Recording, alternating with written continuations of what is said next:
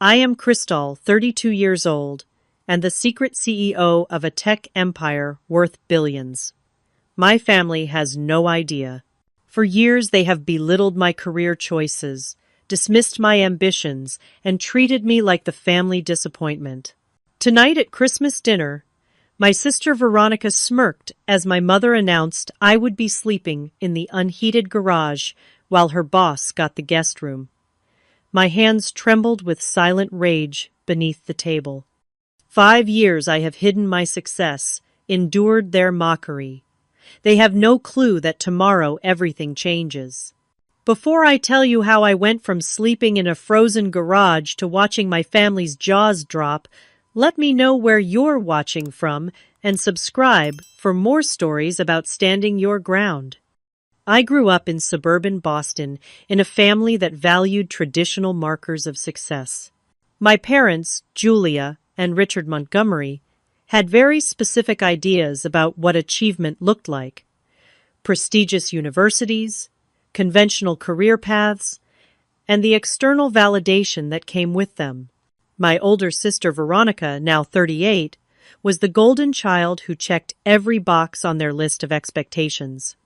She attended an Ivy League school, got her MBA, and landed a marketing director position at Apex Industries, a well-established tech firm. Every family gathering became a showcase for her accomplishments. My younger brother Ethan, 28, quickly learned to follow Veronica's blueprint. He studied finance, joined a respected accounting firm, and recently made junior partner. My parents beamed with pride whenever they spoke about him, their voices warm with approval. Then there was me stuck in the middle, the square peg. They could never hammer into their round hole of expectations. From the time I was 10, I was fascinated by computers and coding. While other kids played video games, I wanted to understand how they worked. I would spend hours taking apart old electronics and teaching myself programming languages. My parents viewed this as me playing around a phase I would outgrow, once I discovered real interests. "Crystal, when are you going to join a proper club?" my mother would ask. "Colleges look for well-rounded students, not kids who sit in their room all day." High school only widened the gap between my interests and my family's expectations. While Veronica was class president and prom queen, I started a coding club that met in the computer lab during lunch. My unconventional thinking that teachers praised as innovative was labeled at home as a lack of focus. "You jump from one project to another," my father complained after I abandoned a half-finished robot to work on a website I was building. "You need to see things through like your sister." What they failed to understand was that I wasn't abandoning ideas. I was evolving them, each project teaching me something I carried into the next. College was supposed to be my turning point. I enrolled in business school to appease my parents, but simultaneously worked on my startup idea. By sophomore year, I knew I had something promising, a revolutionary cloud security solution that larger companies were already expressing interest in. When I decided to drop out to pursue it full-time, my family reacted as if I had announced plans to join a cult. "You are throwing your life away," my father said, his disappointment palpable across the dinner table. "We did not raise you to be a quitter.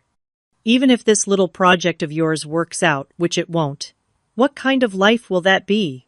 my mother added. "No stability, no benefits, no real career." Veronica, home for the weekend, shook her head with that superior smile I had grown to hate. "Not everyone is cut out for success, Mom.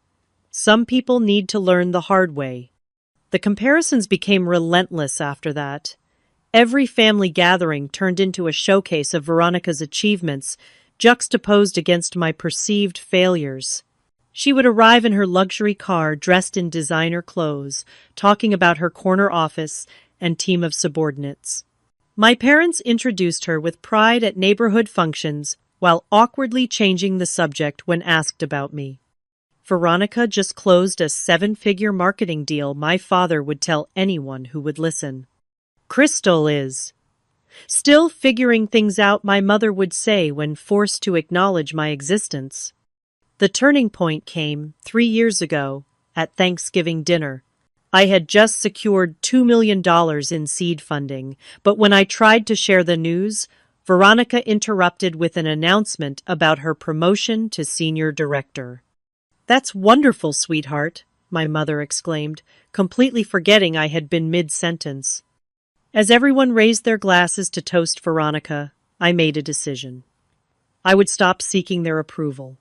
More than that, I would keep my growing success to myself. Let them think what they wanted. Someday, when the time was right, they would learn the truth. That night, I founded Nexatech Solutions. What began as a security software startup quickly expanded into a comprehensive tech ecosystem that attracted major clients. Within 2 years, we had offices in 3 cities.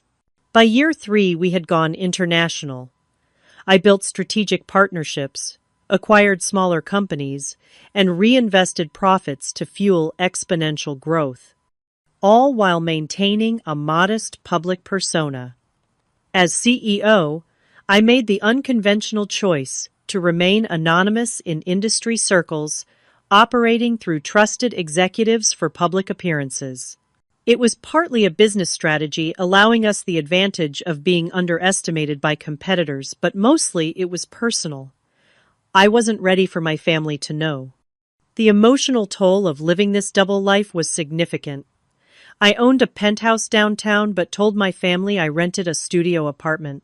I drove a 10-year-old Honda to family functions, while my collection of luxury cars stayed in my private garage.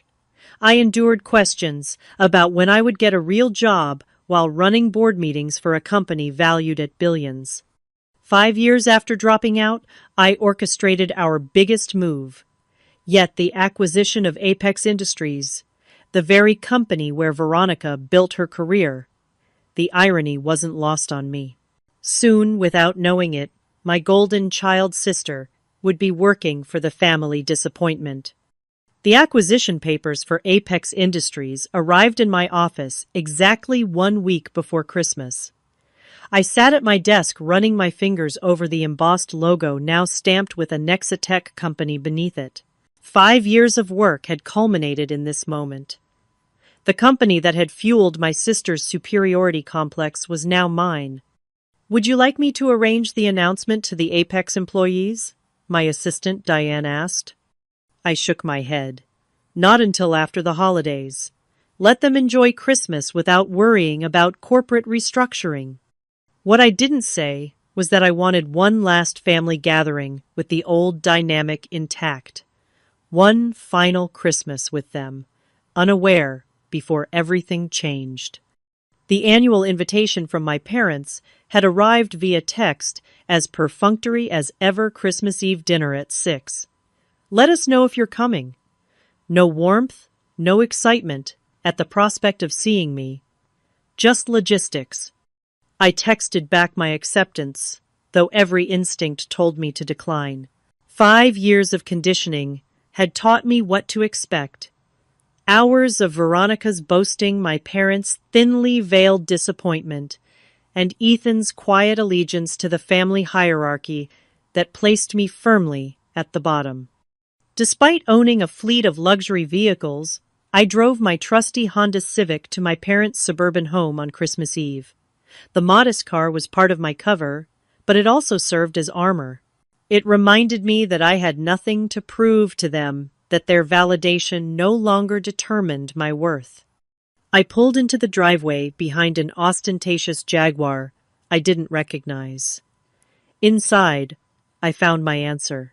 Veronica had brought a guest, Harold Winters, Senior Vice President of Marketing at Apex Industries, her boss, and the man she had been trying to impress for years. "Cristal, you remember Harold?" Veronica said, though we had never met. She wore a red designer dress that probably cost more than what she thought I earned in a month. Harold stood beside her in an expertly tailored suit, Rolex gleaming on his wrist. "Actually, we haven't had the pleasure," I said, extending my hand. I had deliberately dressed down in jeans and a simple sweater, playing my part to perfection.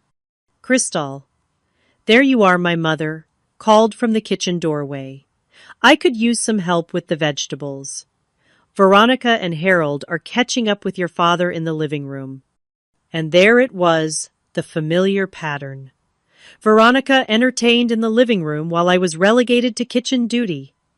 I silently chopped carrots and peeled potatoes, listening to the laughter from the other room. So how's the new corner office, Harold? My father asked. Veronica tells us the view of the harbor is spectacular. It certainly is, Richard, though I hear our mysterious new CEO has an even better one, Harold replied. My ears perked up at this. Technically, I did have a better view from the top floor of the Nexatech Tower downtown. Have you met this new CEO yet? My father inquired. No one has, Veronica interjected. He's like a ghost. Makes all these decisions that upend everything but never shows his face. Her face, I whispered to myself, smiling slightly at the carrot I was chopping. Crystal, how's that little website thing you were working on? My father called out, suddenly remembering my existence. Any luck with it? I bit my tongue. My little website thing had just acquired Veronica's company for $3 billion. It's coming along, I answered noncommittally. You know there's an entry-level marketing position opening up at Apex next quarter, Veronica said, entering the kitchen to refill her wine glass. Nothing fancy, but it would give you some actual experience. I could put in a word. The condescension in her voice made my jaw clench. If she only knew that I would be reviewing her performance evaluations next month. Thanks, but I'm okay with my current situation, I managed. Suit yourself, she shrugged, returning to the living room. I caught snippets of my parents' conversation as I finished the dinner preparations. At least Ethan is making something of himself, my mother said in a hushed tone. I worry about Crystal. 32 and still chasing internet dreams. Veronica has tried to help her, my father responded. But you can't help someone who won't help themselves. I closed my eyes, letting the familiar pain wash over me. 5 years of success had insulated me from caring too deeply about their opinions, but some wounds never fully heal. My phone buzzed in my pocket. A text from my CFO about the Apex transition finalized the retention packages for key executives. Harold Winters on the list, per your instructions. I smiled despite myself. Harold had no idea that his future at the company was already being decided by the woman chopping vegetables in this kitchen. The final straw came just before dinner. I had stepped into the hallway to quickly check an urgent email when I overheard Veronica and my mother talking in the guest bedroom. We've put Harold in here, of course, my mother was saying. Your father and I are in our room, Ethan's in his old room, and you'll have yours. What about Crystal? Veronica asked, though her tone suggested she already knew the answer. Well, the couch in the den is too short, and we're using it to stage the gifts anyway, my mother replied. I thought the garage would work. It's just for one night. Perfect, Veronica laughed. The garage suits her. She's used to roughing it with that startup lifestyle. My blood ran cold. The garage. In Boston. In December. With no heating. My hands trembled with silent rage as I slipped back into the kitchen, pretending I hadn't heard. 5 years of building an empire while enduring their mockery, and they were banishing me to a freezing garage for Christmas Eve. The dining room gleamed with holiday perfection. Crystal glasses caught the light from the chandelier. Fine china plates sat on the heirloom tablecloth, and a centerpiece of pine and holly ran down the middle of the table. It was a scene straight from a Christmas catalog, right down to the assigned seating that placed me at the far end, practically in another time zone from the rest of the conversation. My mother had positioned Harold at the head of the table with my father at the other end. Veronica sat to Harold's right, my mother to his left, and Ethan next to Veronica. I was placed at the furthest point, beside an empty chair, physically manifesting my emotional distance from the family. Harold, to his credit, seemed slightly uncomfortable with the arrangement. Several times during the passing of dishes, he made eye contact with me, a curious expression on his face. "So, Crystal," he said, during a lull in conversation, "what exactly do you do in tech? Veronica mentioned you're interested in the field." Before I could answer, Veronica let out a laugh that she poorly disguised as clearing her throat. "Oh, Crystal dabbles in web stuff," she said dismissively. "Nothing on the scale you're used to at Apex." "I work in security solutions," I said, meeting Harold's eyes directly. "Cloud infrastructure mainly." A flash of genuine interest crossed his face. "Really? That's actually one of our growth areas at Apex. We just acquired a smaller security firm last quarter. What platforms do you specialize in?" Harold, Veronica interrupted, placing her hand on his arm. "You don't need to talk shop with Crystal. Tell them about the Tokyo expansion instead." And just like that, the conversation was redirected. I watched as Harold hesitated, then followed Veronica's lead, launching into a story about Apex's international growth. My brief moment of professional acknowledgement vanished. The dinner proceeded in its usual pattern. Veronica dominated the conversation, with stories about her important clients and strategic insights. My parents hung on her every word, offering approving nods and proud smiles. Ethan occasionally chimed in with his own achievements, receiving similar validation. When I spoke, which was rarely, my comments were met with polite but disinterested responses before someone quickly changed the subject. It was a dance we had perfected over years of family gatherings. "The food is delicious," Julia Harold said, finishing his second helping of ham. "You've outdone yourself." "Thank you, Harold," my mother beamed. "It's so nice having everyone home for Christmas. And having you join us is such a treat." Speaking of which, my father added, "We should discuss sleeping arrangements. It's getting late." My stomach tightened. Here it came. "Harold, we've prepared the guest room for you," my mother said. "Freshly laundered sheets and towels in the ensuite bathroom." "Veronica, you'll have your old room, of course," my father continued, "and Ethan's already settled in his." All eyes turned to me, and I could see the discomfort flicker across my parents' faces. "Crystal," my mother began, her voice taking on a falsely bright tone. "We've set up the garage for you. There's a camping cot and plenty of blankets. I know it's not ideal, but it's just for one night." Veronica smirked behind her wine glass, and Ethan suddenly became very interested in his mashed potatoes. "The garage isn't heated," I said flatly. "You can take one of the space heaters my father offered, as if this was a generous concession. It won't be that bad." Harold looked genuinely shocked. "The garage? But it's freezing outside." "Crystal doesn't mind," Veronica said quickly. "She's always been the adventurous one.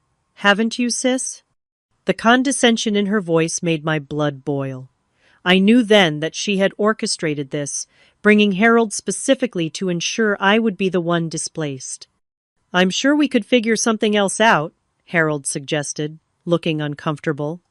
"It's fine," I said, my voice calmer than I felt. "I have work to do tonight anyway."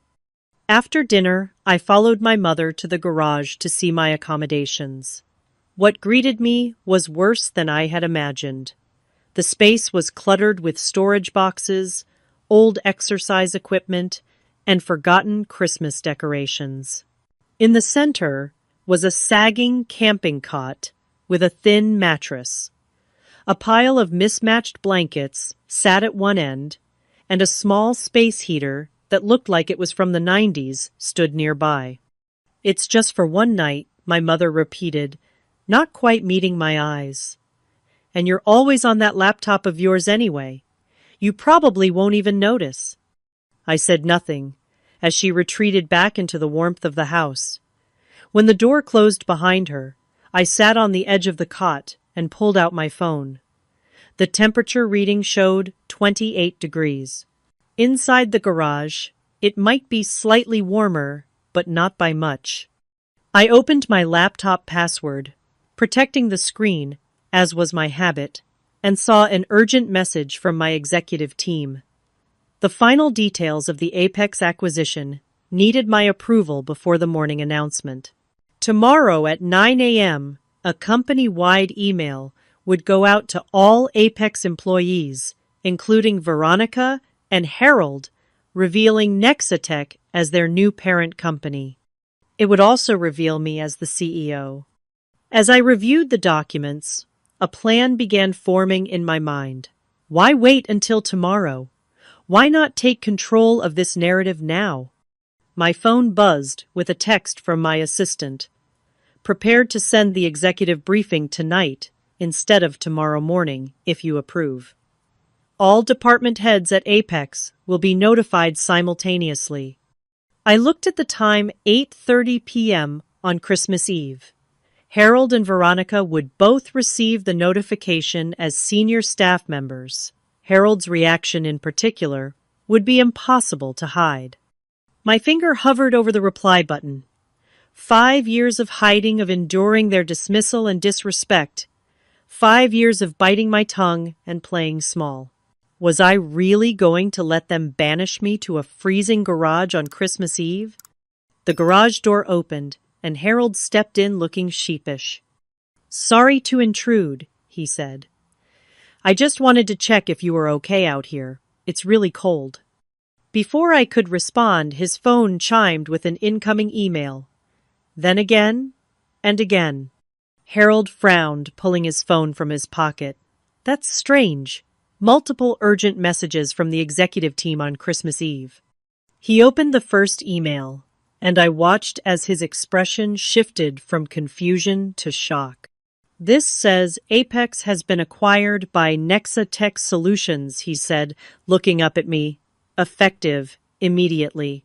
"But that's impossible. We would have known." His phone rang, and he answered it automatically. Harold Winters. "Yes. I just saw the emails." "No. I had no idea. The CEO wants to speak with me now." On Christmas Eve. As he listened to the voice on the other end, his eyes widened, and he slowly turned to look at me. Really, look at me for the first time. Recognition dawned on his face as he connected the dots. She's right here," he said into the phone, his voice barely above a whisper. The garage suddenly felt much colder as Harold stared at me, phone still pressed to his ear. I could hear the tinny voice of my chief operating officer, asking if he was sure if he was actually with Crystal Montgomery, CEO of Nexatech Solutions. "I believe I am," Harold said carefully, his eyes never leaving my face. I held out my hand for the phone. "May I?" With robotic movements, he passed me his cell. The moment felt surreal, sitting on a sagging cot in my parents' cluttered garage, about to shatter 5 years of deception. "James the First," said, using my executive voice, the one my family had never heard. "Yes, I'm with Harold now. The timeline has moved up. Proceed with the full announcement to the executive team tonight. We'll address the rest of the staff tomorrow as planned." I could almost hear James's confusion through the phone. "Tonight, ma'am. It's Christmas Eve." "I'm aware of the date," I replied, watching Harold's face grow increasingly pale. "Some circumstances have changed. Proceed immediately." After ending the call, I handed the phone back to Harold, who took it as if it might bite him. "You're the CEO of Nexatech," he stated, not a question, but a confirmation to himself. "You bought Apex." I confirmed, closing my laptop. "But you're—" He gestured vaguely at my surroundings, the garage, the camping cot, the space heater, struggling against the December chill. "Sleeping in a garage on Christmas Eve," I finished for him. "Yes, it appears so." The door to the house opened again, and Veronica appeared, her own phone clutched in her hand. Her face was drained of color. "Harold, did you get the emails? Something's happening with the company. They're saying we've been acquired by—" Her voice trailed off as she saw the expression on Harold's face, then followed his gaze to me. "What's going on?" "Perhaps we should discuss this inside," I suggested, standing up from the cot. "It's rather cold out here." In a daze, Harold and Veronica followed me back into the house. The warm air hit my face as we entered the kitchen where my parents and Ethan were cleaning up after dinner. "Done settling in already?" my mother asked, without looking up from the dishes. "There's been a change of plans," I said calmly. "We need to talk." Something in my voice must have registered because my mother turned around, dishcloth still in hand. My father looked up from drying a serving platter, and Ethan paused, loading the dishwasher.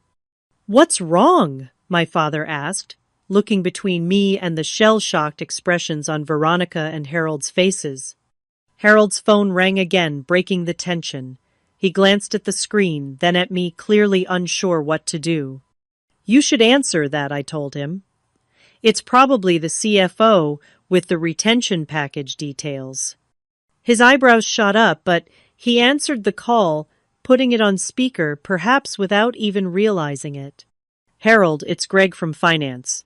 Have you seen the announcement Nexatech has acquired us, and the CEO wants immediate meetings with all department heads? They're saying she's been working undercover or something.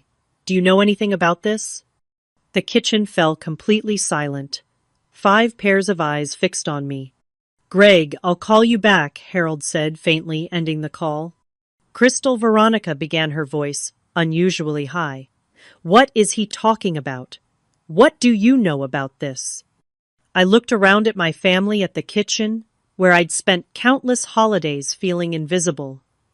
The moment I had both dreaded and anticipated for 5 years had arrived. "I'm the CEO and founder of Nexatech Solutions," I said simply. "As of last week, I own Apex Industries." The silence that followed was absolute. My mother's dishcloth slipped from her fingers and fell to the floor. My father's mouth opened and closed without sound. Ethan froze mid-motion, a plate suspended between his hands and the dishwasher. Veronica broke the silence with a sharp, disbelieving laugh. "That's not possible. Nexatech is worth billions. It's one of the fastest-growing tech companies in the country." "Yes," I agreed, "it is."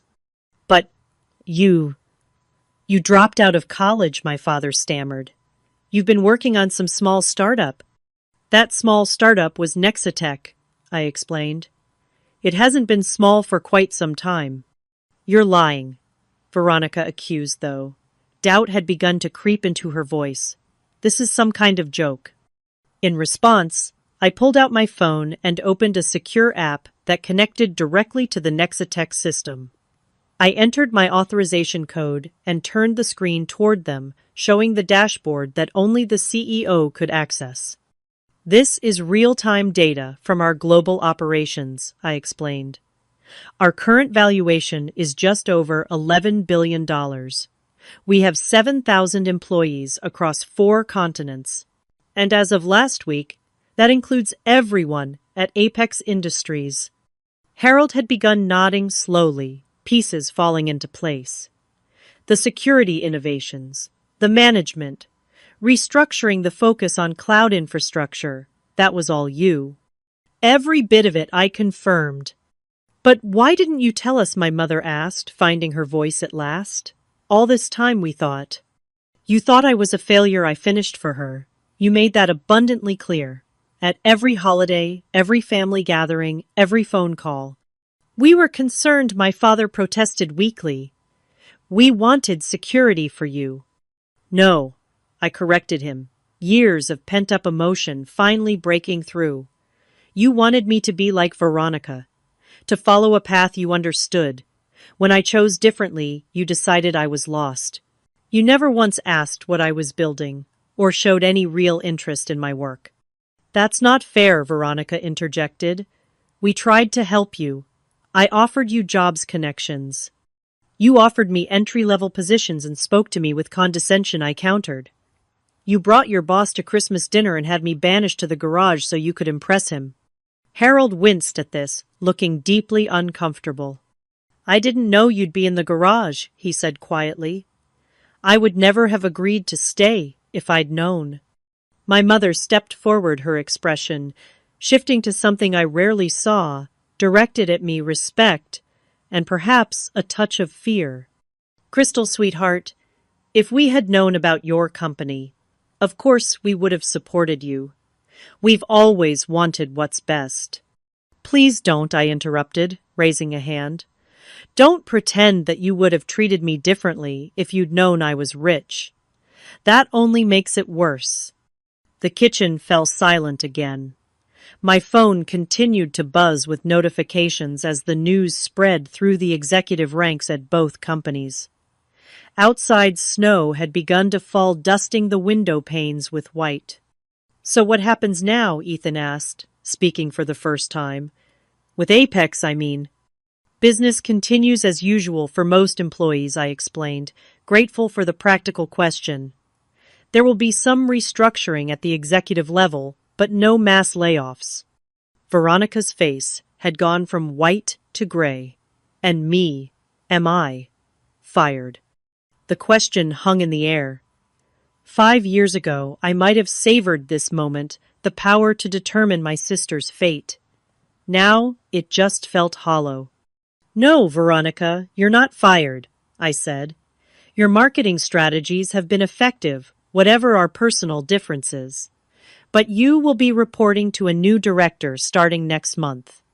Relief washed over her face, quickly replaced by a new worry. Will everyone know about us being sisters? That's up to you, I told her. I've kept my identity private for business reasons, not just personal ones. That will change now, but how we handle our relationship in the workplace is something we can discuss. My father cleared his throat, clearly struggling to reconcile his perception of me with this new reality. Where do you live? He asked suddenly. You always said you had a small apartment downtown. I have a penthouse on the waterfront, I answered, and homes in New York and San Francisco, where our other main offices are located. My mother sank into a kitchen chair, looking overwhelmed. All this time, we had no idea. That was by design, I acknowledged. After years of trying to prove myself to you, I decided to stop trying. The company became my focus instead. Harold's phone rang again, and he glanced at me apologetically before stepping into the hallway to take the call. I could hear him talking in his executive voice, suddenly very much the SVP addressing a crisis situation. Veronica stared at me, as if seeing a stranger.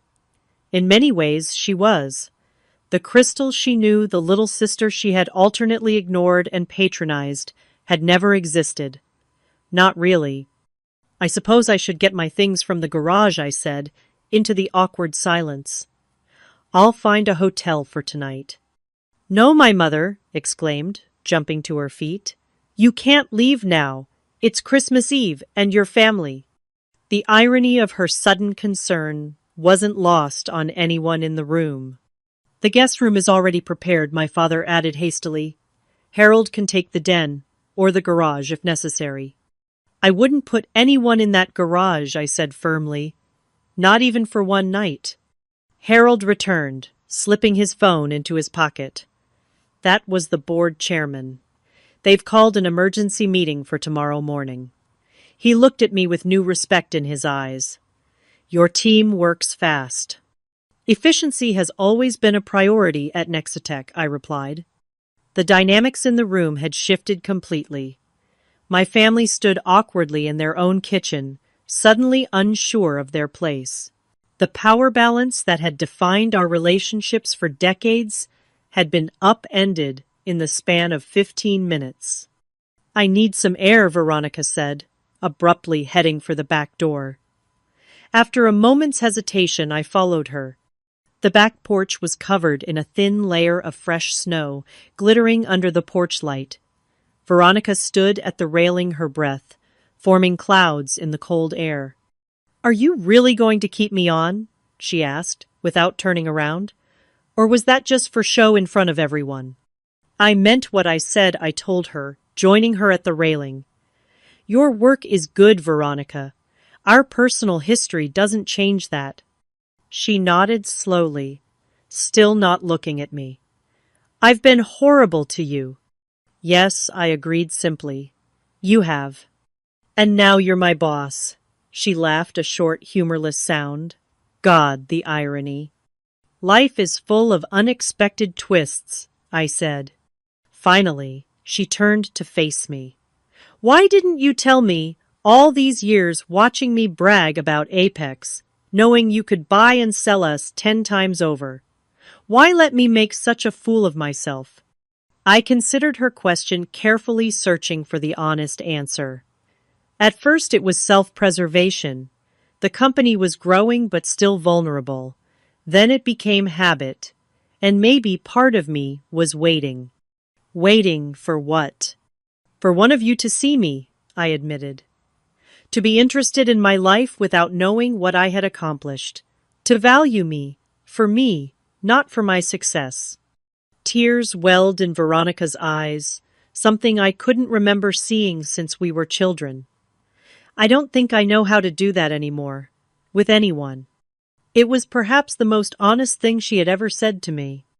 I went back inside to retrieve my overnight bag from the garage, moving past my stunned family members who seemed frozen in place.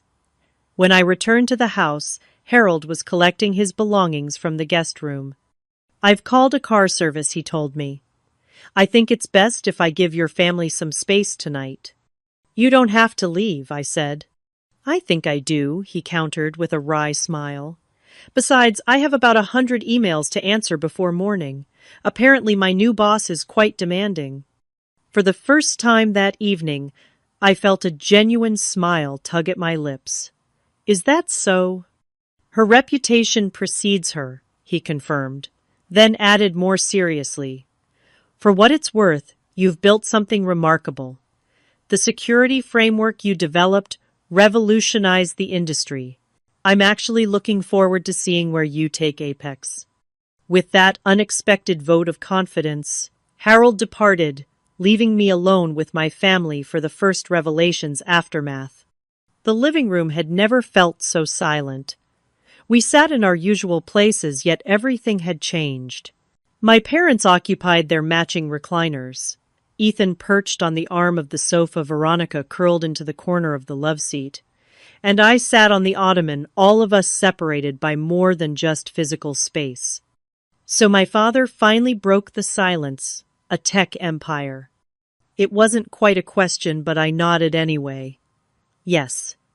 "And you've been running this company all this time while we thought—" My mother trailed off, unable to complete the thought. "Well, you thought I was failing," I finished for her. "Yes." Veronica stared at her hands. "Why keep it secret for so long? Why not just tell us?" The question seemed simple, but the answer was complicated, layered with years of hurt and disappointment. "At first, it was because I needed to prove it to myself," I explained. "I didn't want to announce big plans, only to fail. Then as the company grew, I realized something: you had never shown interest in my work before. Why would money change that? What I wanted wasn't your approval of my bank account. I wanted you to believe in me, in my vision." "We always believed in you," my mother protested weakly. "No," I said firmly, but without anger. "You believed in a version of me that never existed. The daughter who would follow Veronica's path. When I chose differently, your belief vanished." My father shifted uncomfortably. "We were concerned about your future. That's what parents do." "There's a difference between concern and dismissal," I pointed out. "You never once asked me to explain my business model or my goals. You just assumed I was playing at being an entrepreneur." Ethan cleared his throat. "I remember when you tried to tell us about your first round of funding. Mom interrupted you to ask Veronica about her new car. My mother flushed. I don't remember that. I do, Veronica said quietly. I remember thinking it was fine because whatever Crystal was doing couldn't be as important as my promotion. The admission hung in the air between us. In all our years of rivalry, Veronica had never acknowledged her role in diminishing me. What does Nexitech actually do? Ethan asked, genuine curiosity in his voice. Besides owning Apex now. For the first time that evening, I felt a spark of hope. Here was a real question about my work, not my wealth. We started with advanced cloud security, I explained. The security protocols I developed became the industry standard within 2 years. From there, we expanded into integrated systems management, data protection, and eventually artificial intelligence applications for enterprise. Ethan nodded, processing this information. That's why Apex was a strategic acquisition. Their hardware complements your software ecosystem. Exactly, I confirmed, impressed by his quick understanding. And you did all this without a college degree, my father said, his tone unreadable. The skills I needed I taught myself, I said. The rest I hired people who knew more than me. That's what good CEOs do. My mother stood suddenly disappearing into the kitchen. When she returned, she carried a magazine that had been buried under a stack of mail. The cover featured a silhouette with the headline, Nexitech's Mysterious Founder Tech's Most Influential Invisible Leader. This came with Richard's business journal last month, she said, her voice tight. I never connected it to you. I never even read the article. The irony wasn't lost on me.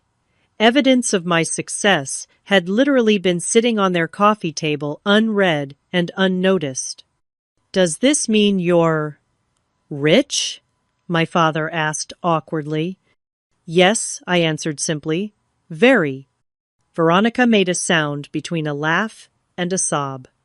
All those times I offered to help you financially, to get you back on your feet. God, you must have been laughing at me. I wasn't laughing, I assured her. It was painful, actually, to be seen as someone who needed saving when I was building something I was proud of. Are you going to fire me? She asked suddenly, voicing the fear that had clearly been consuming her since the revelation. I already told you no, I reminded her. Your position is secure, though your reporting structure will change. She nodded, relief washing over her face. I don't deserve that kindness from you. It's not kindness, I corrected her. It's business. You're good at what you do, whatever our personal history. My father leaned forward, resting his elbows on his knees. I don't know what to say, Crystal. We've been wrong about you. Completely wrong. It was perhaps the closest thing to an apology I had ever heard from him. I kept the truth from you, I acknowledged. That's on me. But we gave you reason to, my mother said softly. We made you feel like you had to hide your success instead of share it. An uncomfortable silence fell over the room again. Years of familial patterns don't dissolve in a single evening, no matter how revelatory. Where do we go from here? Ethan finally asked, the practical one as always. It was the question hanging over all of us.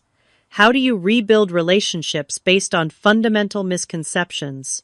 How do you move forward when the past has been rewritten so completely? I don't know, I admitted. This isn't how I planned to tell you. I'm still processing it myself. Will you stay tonight? My mother asked, an edge of desperation in her voice. Not in the garage, obviously. The guest room is yours. The thought of staying, of trying to sleep under this roof, with all these emotions swirling, was overwhelming. But the alternative, driving away on Christmas Eve, felt equally wrong. I'll stay, I decided, but I have calls to make first. The announcement has gone out to the executive team, and there will be questions. My father nodded, a new respect in his eyes. Of course, you have a company to run. The simple acknowledgement of my responsibilities, something I had never received from him before, felt strangely validating. As I stood to retrieve my laptop from the garage, Veronica rose as well. I'll help you move your things to the guest room, she offered an olive branch, in the form of a simple courtesy. Together, we walked to the garage in silence. The space felt different now, the indignity of the accommodation even more stark in light of the evening's revelations. I'm sorry about this, Veronica said, gesturing to the camping cot. It was my idea. I thought it would be funny. To make me sleep in a freezing garage on Christmas Eve, I asked, raising an eyebrow. She had the grace to look ashamed. It sounds cruel when you say it like that. Because it was cruel, I said simply. Whether I was a struggling entrepreneur or a billionaire CEO, it was unkind. She nodded, accepting the truth of this. I've spent so many years seeing you as competition instead of as my sister. I don't know how to stop. Maybe that's where we start, I suggested, gathering my overnight bag. By not competing, by just being sisters. As we re-entered the house, Harold texted me, car service here. Heading downtown. Board briefed on situation. Full support for your leadership. Merry Christmas, boss. The message brought a smile to my face. At least professionally, the transition was proceeding smoothly. My mother had prepared the guest room with fresh towels and had turned down the bed, a peace offering in household chores. My father had built a fire in the fireplace, the home warming as if in apology for the coldness it had shown me earlier. That night, lying in the guest bed, instead of the garage cot, I reflected on the day's unexpected turn. 5 years of hiding ended in a moment. 5 years of separation from my family, bridged by a revelation I hadn't planned. Tomorrow would bring new challenges. The formal announcement to all Apex employees. The press releases that would make public my role as CEO. The inevitable questions about why I had remained anonymous for so long. But tonight, in this quiet moment, I allowed myself to feel something unexpected: relief. The weight of deception had been lifted. Whatever came next, I would face it as my whole self, no longer compartmentalizing my life into the successful CEO and the disappointing daughter. Across the hall, I could hear Veronica on the phone, presumably with colleagues at Apex, her voice hushed but urgent. Down the hall, my parents' low voices filtered through their door, no doubt discussing the stranger their middle child had turned out to be. We were still a fractured family, but for the first time in years we were seeing each other clearly. It wasn't forgiveness, not yet. It wasn't even understanding. But it was a beginning. Christmas morning dawned, with awkward uncertainty hanging in the air like the scent of brewing coffee. I rose early, accustomed to starting my day before sunrise, and found my father already in the kitchen, staring into his mug as if it contained answers to questions he hadn't yet formulated. "Merry Christmas," I offered tentatively. He looked up, startled. "Merry Christmas, Crystal. Coffee, please." He poured me a cup with unusual care, as if serving an important guest rather than his daughter. "Did you sleep well?" "Better than I would have in the garage," I replied, unable to resist the small jab. He winced. "About that?" It was inexcusable. "I want you to know I didn't realize how cold it was out there." It wasn't quite an apology, but it was more acknowledgement than I typically received. I accepted it with a nod. "I have some calls to make before everyone wakes up," I said, checking my phone. "The formal announcement goes to all Apex employees at 9. "Of course," he said, and then added awkwardly, "Should I leave you alone for privacy?" The question revealed how little he knew about my life, my work, my daily routine. "No, it's fine. I'm used to working anywhere." He watched me with newfound curiosity as I set up my laptop at the kitchen table, the same place where I had done homework as a child. As I answered emails and approved final communications, I could feel his eyes on me, seeing me truly working for the first time. By 8:30, the rest of the family had trickled into the kitchen. My mother fussed over breakfast with extra attention, producing elaborate French toast and fresh fruit that hadn't been planned for our original meal. Veronica checked her phone compulsively, awaiting the official announcement. Ethan observed us all with the careful neutrality of someone watching a delicate negotiation. "Should we do presents now or after breakfast?" my mother asked, trying to establish some normalcy. "After is fine," I said, closing my laptop as 9 o'clock approached. "The announcement is going out now." Almost on cue, Veronica's phone chimed with an incoming email. She read it silently, her expression unreadable, then looked up at me. "It's official," she said. "Nexitech Solutions has acquired Apex Industries, effective immediately. Crystal Montgomery, founder and CEO of Nexitech, will address all employees after the holiday." My parents exchanged glances, the reality of my position sinking in anew. "Montgomery," my father repeated. "You kept our family name." "Of course," I said. "Whatever our differences, I'm still a Montgomery." Something flickered across his face, something that might have been pride. Breakfast passed with stilted conversation, everyone carefully avoiding landmines of past hurts while trying to navigate our new reality. When we finally gathered around the Christmas tree, the contrast to previous years was stark. The presents under the tree told their own story. There were the usual carefully chosen gifts for Veronica and Ethan, and the perfunctory items for me selected, without much thought or knowledge of my preferences. A generic scarf, bath products, from a mall kiosk, a best-selling novel. I had no interest in reading. What no one had anticipated was the elegant stack of packages I had brought with me, initially planning to leave them behind when I departed for a hotel. Each was wrapped in simple but expensive paper containing gifts I had selected months ago. "You brought presents?" my mother asked, surprise evident in her voice. "Of course," I replied. "It's Christmas." One by one, I distributed them. For my father, a rare first edition of his favorite economic text signed by the author. For my mother, a handcrafted jewelry box containing a necklace from a boutique designer she had once mentioned, admiring. For Ethan, a high-end watch he had coveted but would never buy for himself. And for Veronica, a leather portfolio embossed with her initials filled with Japanese stationery she had fallen in love with during a business trip to Tokyo last year. Their faces registered shock as they opened these thoughtfully selected items. Evidence that despite their inattention to my life, I had been paying attention to theirs.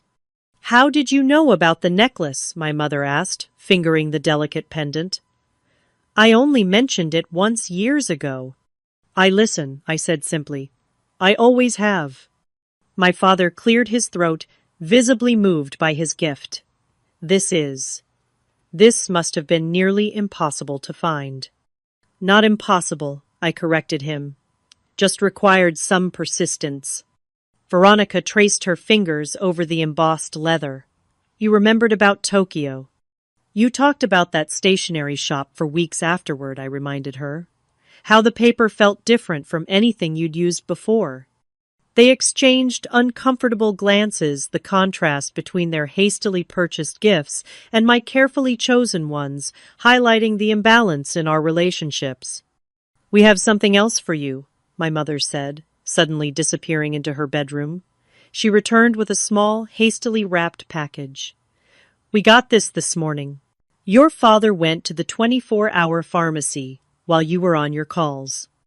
Inside was a silver frame containing a printout of the magazine article about Nexitech, the one they had ignored until now. "We thought maybe you could sign it," my father said awkwardly, "since you're the mysterious CEO they wrote about." It was a clumsy gesture, but the first acknowledgement of my professional identity they had ever offered. I accepted it with a small smile. Thank you. As the morning progressed, something shifted in our interactions. My parents began asking questions about Nexatech tentative at first, then, with growing interest, as I explained the company's evolution. Ethan contributed thoughtful questions about business strategy. Even Veronica, after receiving reassurance about her position, began engaging with genuine curiosity. So all those times you were on your laptop during holidays, you were actually running a $1 billion company? Ethan asked, incredulous. Pretty much, I confirmed. Last Thanksgiving I was finalizing a major acquisition while you all thought I was playing games to avoid conversation. Is that why you always left early? My mother asked. Because of work? I hesitated, weighing honesty against kindness. Partly work, yes, and partly because these gatherings were difficult for me. Because of how we treated you, my father acknowledged, surprising me with his directness. Yes, I admitted. It's hard to sit through hours of being treated as the family disappointment. A heavy silence fell over the room. My mother wiped away a tear. I found some old photos, she said suddenly, retrieving an album from the bookshelf. From when you were in high school, working on that computer club. She opened to a page showing a teenage me with a group of fellow students, proudly displaying a coding project that had won a regional competition. A competition my family had declined to attend. You won first place, she said, tracing the ribbon visible in the photo. I remember now. We didn't go because Veronica had a volleyball tournament the same weekend. It's fine, I said automatically. The dismissal of my achievement so familiar, it barely registered. No, it's not fine, my father interjected. We should have been there. One of us at least. Veronica looked at the photo over my mother's shoulder. I had no idea you were doing things like this. I was so caught up in my own activities. You were encouraged to be, I pointed out without accusation. We all were shaped by the family dynamics. The conversation continued. Through lunch, decades of misunderstanding, slowly being addressed. There were no dramatic apologies or tearful reconciliations, just the gradual acknowledgement of patterns that had shaped our relationships. By late afternoon, my phone buzzed with a message from Herald Company. Wide email has gone out. Your inbox is exploding with congratulations and questions. PR team handling press inquiries, all proceeding smoothly. I showed the message to Veronica, whose anxiety about the workplace transition was visible. It's going to be fine, I assured her. The integration team will handle most of the changes. Your day-to-day work won't be dramatically different. Except that my little sister is now the big boss, she said, with a wry smile, the first genuine one I'd seen from her in years. There is that, I acknowledged. As evening approached, we gathered for a simpler dinner than the previous night's formal affair. The conversation flowed more naturally, no longer weighted with secrets and pretense. My father asked about Nexatech's expansion plans. My mother inquired about my homes in other cities. Ethan expressed interest in my approach to management. Most surprisingly, Veronica shared stories about Apex that invited my perspective, creating a bridge between our professional worlds. The security platform rollout was a nightmare from marketing's perspective, she admitted. We couldn't figure out how to explain the benefits clearly enough for the average user. That's been a challenge industry-wide, I agreed. Technical features versus user benefits. At Nexatech, we reverse the development process. We start with the user experience and work backward to the technical specifications. That's brilliant, she acknowledged, professional respect entering her voice for the first time. For a brief moment, I glimpsed what might have been possible all along, a relationship based on mutual respect rather than competition. It wasn't too late to build that now, I realized. After dinner, as we settled in the living room with coffee, my father asked the question that had clearly been on his mind all day. Why did you decide to keep your success a secret from us? Specifically, I understand the business reasons for anonymity, but why not tell your family? It was the heart of the matter, the question that had lingered beneath all our interactions since the revelation. I needed to know if you could ever see me for who I am, not what I've achieved, I answered honestly. I wanted to be valued for my ideas, my vision, my character, not my bank account or title. And we failed that test, my mother said softly. Yes, I confirmed. Until yesterday you did. And now Ethan asked, what happens with us now? I looked around at their faces, so familiar, yet somehow new in the light of our changed understanding. Now we start again, I said. Not pretending the past didn't happen, but not letting it dictate our future either. As Christmas Day drew to a close, I realized something unexpected had occurred. The revelation of my secret had not brought the vindication or triumph I might have imagined. Instead, it had created space for something more valuable, the possibility of authentic connection. We were not a healed family, not yet. There were years of hurt and misunderstanding to address, patterns of behavior to unlearn. But for the first time since I was a teenager, with a dream no one believed in, I felt seen by my family. Not completely, not perfectly, but genuinely. It was a beginning.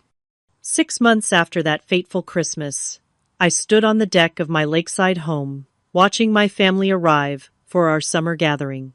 The transformation in our relationships was visible in the easy way they navigated to my door, no longer awkward or uncertain in my space. My mother embraced me warmly, a far cry from the stiff greetings of the past. The house is beautiful, Crystal. You must give me the full tour this time. My father followed with a bottle of champagne and a technology magazine. You made the cover again. Thought we might add it to the collection. Since Christmas, my parents had created a dedicated shelf in their home, displaying articles and awards related to my work. Their pride now openly displayed, where once it had been reserved exclusively for Veronica and Ethan. Our weekly family calls had become a fixture in all our schedules, no longer the obligatory check-ins of the past, but genuine connections. My parents now proudly introduced me as our entrepreneur daughter to friends and neighbors, sometimes going overboard in their enthusiasm for my achievements. Veronica arrived last, looking more relaxed than I had seen her in years. After the acquisition, she had initially struggled with her new position in the corporate hierarchy, but eventually found her footing. Our professional relationship had evolved in tandem, with our personal one each strengthening the other. The marketing team loves the new product direction, she told me, as we prepared dinner together, something we had never done before this year. The focus groups are responding exactly as you predicted. Your presentation to the board last month was excellent, I replied. Clear, persuasive, backed by solid data. She smiled at the professional acknowledgement. I learned from the best. Ethan joined us in the kitchen, laptop in hand. Can I run something by you? I'm thinking of starting a financial consultancy focused on tech startups. I've drafted a business plan. This, too, was new. After Christmas, Ethan had approached me for career advice, eventually developing his own entrepreneurial ambitions. I had become the mentor he sought out, our relationship deepening through shared professional interests. As we gathered around the table on the deck, overlooking the water, I marveled at the distance we had traveled in 6 months. Not just in the external changes, the integration of our professional and personal lives, but in the internal shifts that had allowed us to see each other more clearly. I've been thinking about something my father said as we finished dinner. About what you said at Christmas, about wanting to be valued for who you are, not what you've achieved. I nodded, remembering the raw conversation that had begun our healing. I realized that's what I always wanted too, he continued. I wanted my worth to be measured by my success, my status. I pushed that onto all of you, especially you, Crystal, because you challenged that value system most directly. It was perhaps the most insightful thing my father had ever said about our relationship. I think we were all caught in that trap, Veronica added, measuring our worth by external markers. I was so afraid of losing my status as the successful one that I couldn't celebrate anyone else's victories. Especially mine, I acknowledged. Especially yours, she agreed, because your success was on your own terms, which made it more threatening somehow. As the conversation continued into the evening, I reflected on my own growth over these months. The burden of hiding my success had been heavier than I realized. The freedom of authenticity, of being fully myself with my family, had transformed not just our relationships, but my own sense of self. I had let go of the need for their validation, yet, ironically, in doing so had created space for them to offer it freely. I had set boundaries while still allowing for reconciliation, finding strength in vulnerability rather than isolation. Professionally, the changes had been equally profound. Going public as the face of Nexitech had initially brought scrutiny, but ultimately strengthened our market position. My experiences with my family had informed new company policies supporting work-life balance and non-traditional career paths. I had begun mentoring young entrepreneurs from backgrounds similar to mine, particularly women whose ideas were dismissed by traditional power structures. The satisfaction this brought rivaled any acquisition or product launch. Most surprisingly, Veronica and I had developed a collaborative relationship that capitalized on our different strengths. Her marketing intuition complemented my technical vision. We had moved from competition to collaboration, each finding security in our unique contributions. "Do you remember the garage?" my mother asked, suddenly breaking into my thoughts. The question might once have triggered anger or hurt, but now I just smiled. Hard to forget. "We converted it," my father said, "into a home office for when you visit. Heated floors, proper insulation, a desk overlooking the garden." The symbolism wasn't subtle, but it was sincere. The space that had represented my exclusion from the family now stood as a monument to their acceptance. "That's thoughtful," I said, genuinely touched by the gesture. As the stars appeared above the lake, I considered how far we had come, and how far we still had to go. We were not a perfect family. We still occasionally fell into old patterns, still sometimes hurt each other without meaning to. But we were learning, growing, becoming more authentic with each other. The previous Christmas had been a crucible, burning away pretense and forcing us to see each other clearly. The pain of that revelation had been necessary clearing ground for something new to grow. Success, I had learned, was not measured by achievements alone, but by the authenticity of our connections. The courage to be vulnerable, the willingness to grow beyond old limitations. The true measure of success was not in what you built, but in how you built it, and who you became along the way. As my family prepared to leave, promises of next month's gathering already being made, I felt a quiet contentment that no business victory had ever provided. The garage that had once been my Christmas exile was now a distant memory replaced by the warmth of genuine connection. Have you ever had to hide a part of yourself from family or friends? What would happen if they suddenly discovered your hidden success or talent? I'd love to hear your stories in the comments.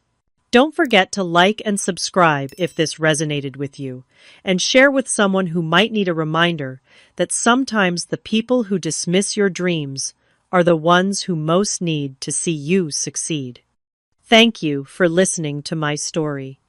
And remember, your worth isn't determined by others' ability to see it.